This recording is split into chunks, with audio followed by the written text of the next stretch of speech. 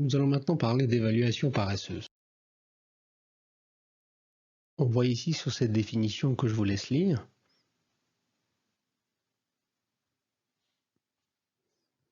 que d'une part, on les fait aussi tard que possible les choses, mais on ne les fait pas deux fois si on peut l'éviter de le faire.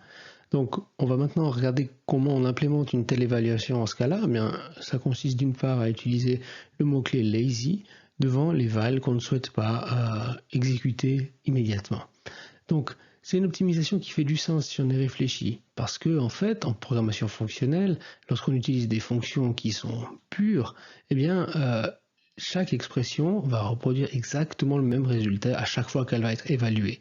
Donc en fait, on ne sera pas obligé de réaliser deux fois le même calcul si on n'en a pas besoin.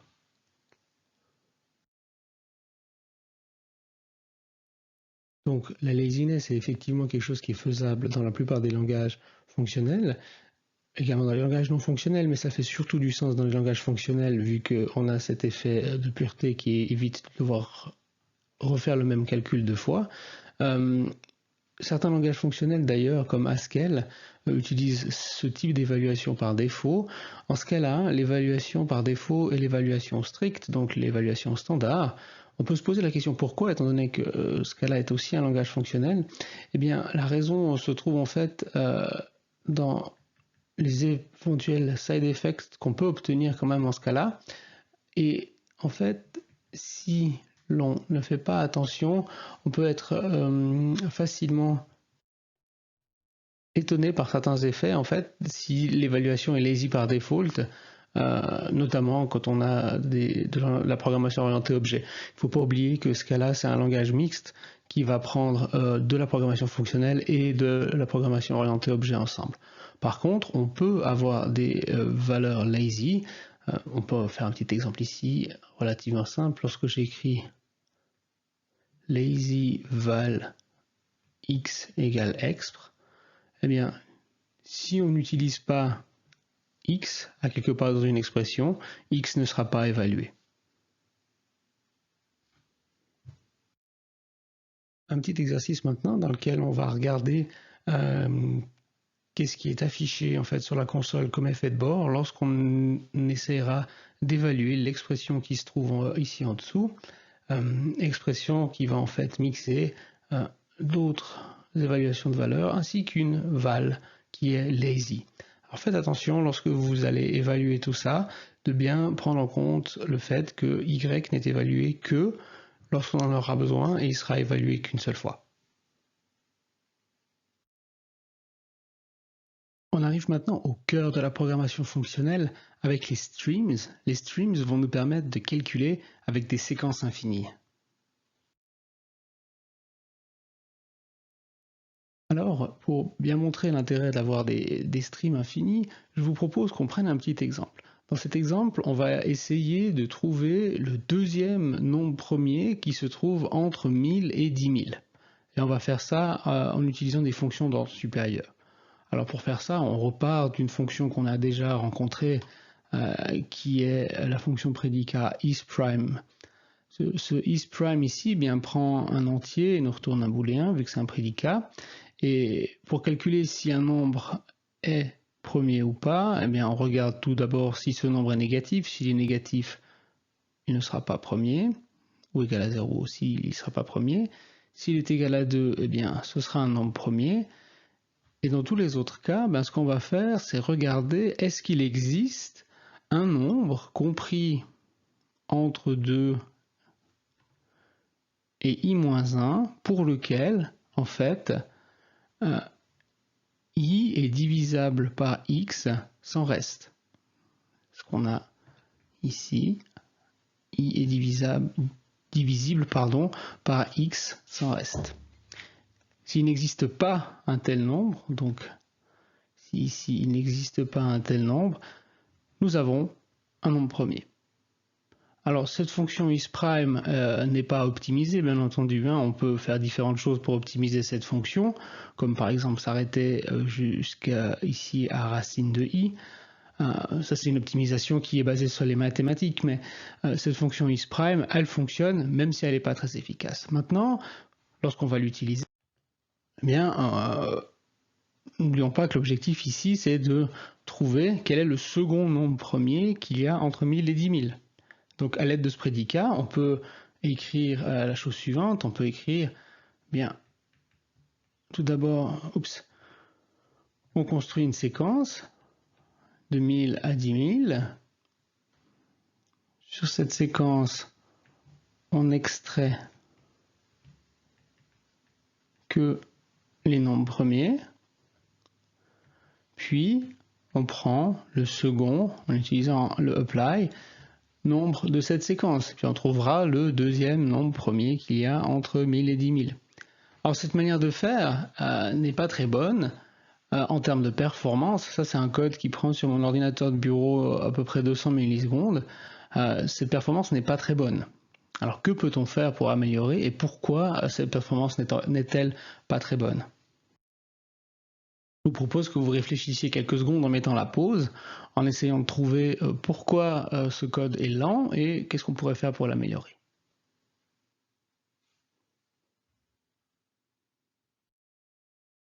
Alors la raison pour laquelle ce code est lent, vous l'avez trouvé, j'en suis sûr, c'est que eh bien, il faut calculer ici 9000 fois avec un appel de isPrime. On doit faire 9000 fois un appel de isPrime et puis à chaque fois on doit recommencer de regarder tous les nombres premiers pour chaque nombre, si le nombre est premier ou pas, ce qui va prendre un certain temps. Et on doit faire tout ça parce que même si on n'en a que le deuxième nombre premier qui nous intéresse, eh ben, on va quand même calculer tout ça pour faire le prédicat. On va faire le prédicat sur tous les nombres de la séquence. Alors que peut-on faire? Bien, on peut faire deux choses. La première chose qu'on peut faire, c'est réduire la borne supérieure. On va de 1000 à 10 000, on cherche le deuxième nombre premier qui est entre ces deux-là. On pourrait dire on va de 1000 à 5000. Le problème de ça, bien entendu, c'est que c'est dangereux parce que on ne sait pas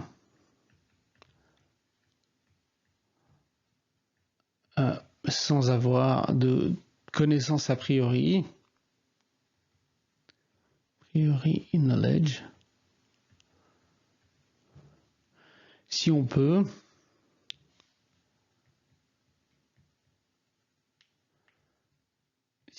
pardon, hop, si we can safely le réduire,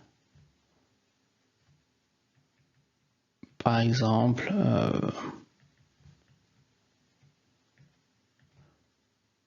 5000. Est-ce que c'est bon ou est-ce que c'est pas bon? Est-ce qu'il y a deux nombres premiers là-dedans ou pas? C'est un peu risqué.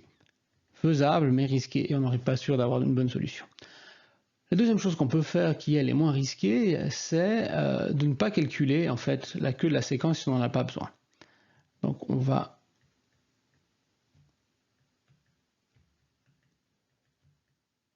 pas calculer la queue de la séquence.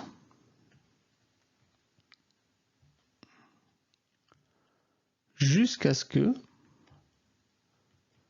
elle soit nécessaire.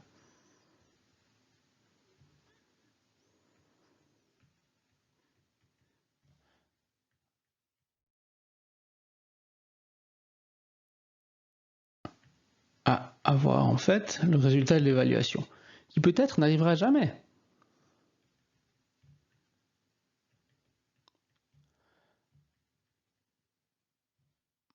Ça, c'est l'idée des streams. Cette idée des streams, en fait, elle va reprendre l'idée de l'évaluation lazy et l'appliquer à des séquences. Donc un stream, c'est similaire à une liste, à la différence près que la queue de la liste est évaluée seulement lorsqu'on en a besoin. Pour créer un stream, eh bien, on utilise des factories, exactement les mêmes factories qu'on utilise pour créer par exemple une liste. On peut écrire par exemple stream 1,2,3 comme on écrivait un liste par exemple 1, 2, 3. On peut également utiliser la méthode toStream sur la plupart des collections pour les transformer en un stream. Si par exemple on a ici une séquence 1 à 1000, on peut la transformer en stream en la mettant en rajoutant l'appel de la méthode toStream qui va fabriquer un stream d'entier dont le premier nombre vaut 1 et le reste, pour l'instant, n'est pas évalué.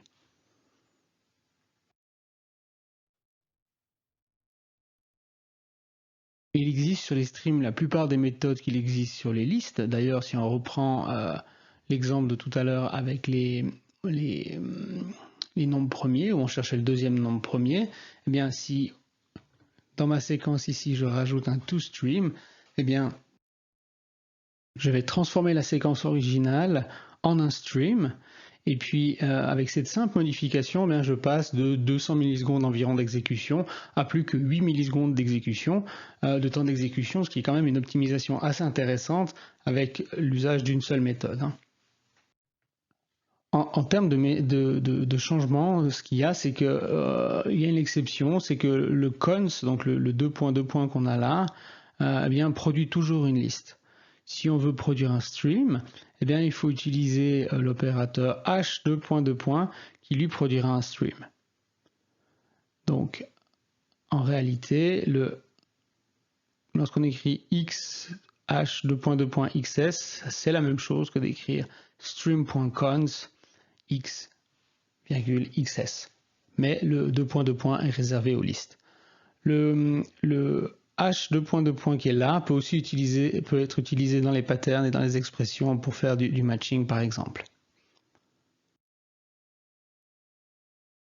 Regardons maintenant l'implémentation des streams parce que ça c'est vraiment très intéressant comme c'est fait.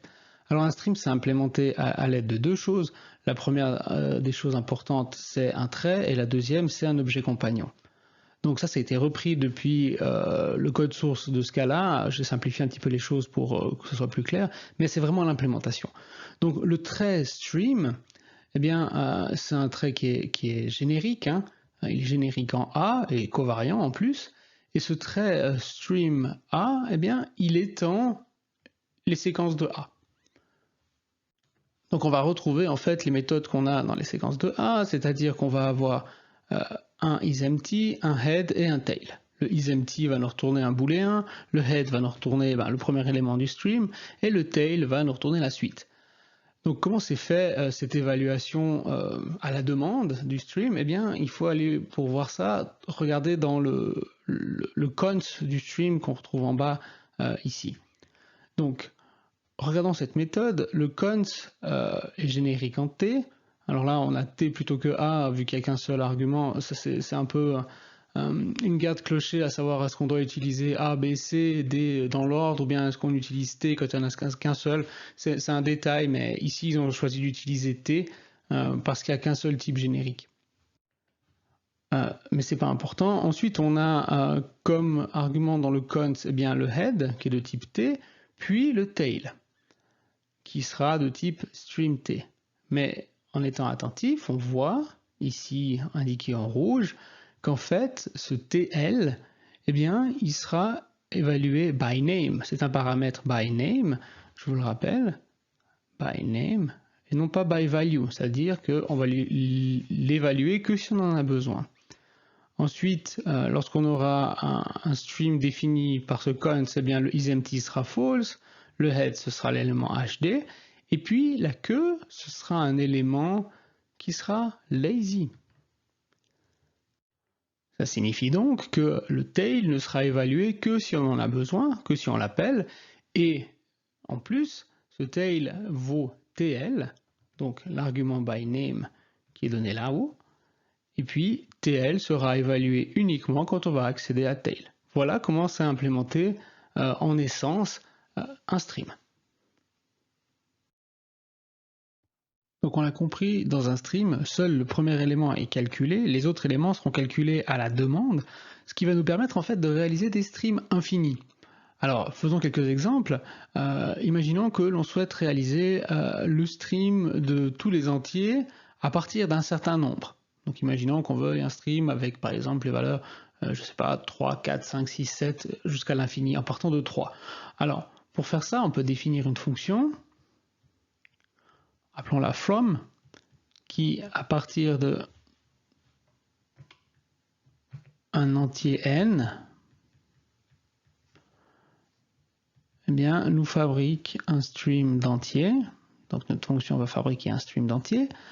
Et comment on va faire ça? Eh bien, en fait, c'est relativement simple. Regardez, on part de n, puis on fabrique le stream à l'aide du cons, spécifique au stream, puis on appelle récursivement from avec n plus 1. Ce qui nous permet de construire le stream de tous les nombres naturels, donc les nombres positifs, entiers, de la manière suivante. Donc val nats, les nombres naturels, c'est les nombres à partir de 0. On peut de la même manière bien définir le stream des entiers positifs qui sont multiples de 4 en faisant la chose suivante. Eh bien, val mul 4 égale nats, donc nos nombres naturels auxquels on va mapper la fonction qui à chaque nombre fait correspondre ce nombre fois 4. Voilà donc quelques usages de stream infini. On va en voir d'autres dans la série d'exercices bien entendu. Vous voyez que c'est extrêmement puissant, extrêmement intéressant et je suis convaincu que vous allez avoir beaucoup de plaisir à utiliser tout ça.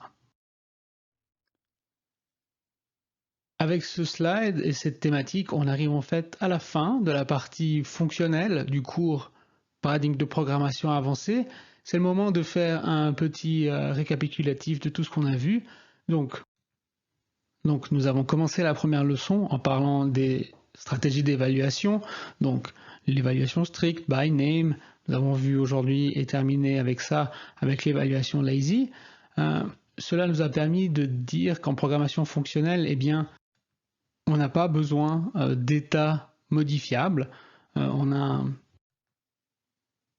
concrètement que des val, jamais besoin de var dans notre code.